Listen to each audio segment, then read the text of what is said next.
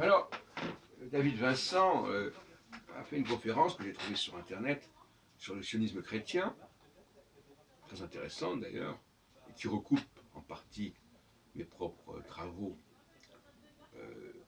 qu'on retrouve dans ma thèse de doctorat d'État, le monde de texte prophétique en France, notamment le personnage de Isaac de la Pérère. Effectivement,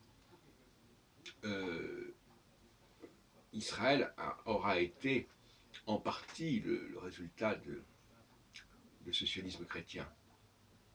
Et on nous signale notamment le fait que Buxton aurait influencé Herzl, etc. Pour les chrétiens, pour certains chrétiens, il était important que les Juifs reviennent ou revinssent en Palestine, ce qui n'était absolument pas gagné à l'époque où Herzl est décédé, et encore moins en 1997, 7 ans avant sa mort.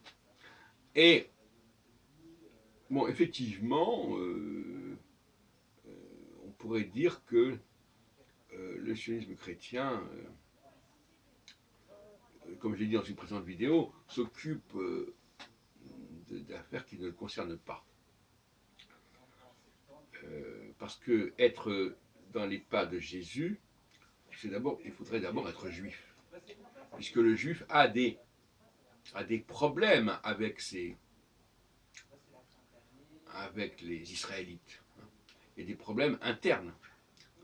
Et donc quelqu'un qui n'est pas concerné par ces problèmes internes n'a pas un grand mérite à vouloir s'en occuper. Même s'il peut vouloir aider justement à leur résolution.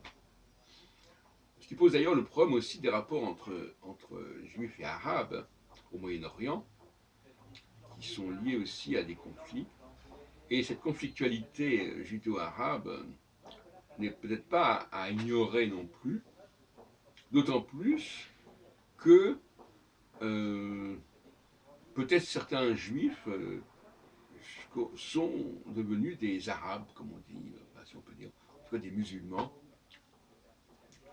et que par conséquent, le conflit actuel judéo-arabe aurait peut-être quelques significations, quelques portées dans le débat sur la réconciliation et le pardon qui sont au cœur de la problématique chrétienne et inspirée notamment de Ézéchiel.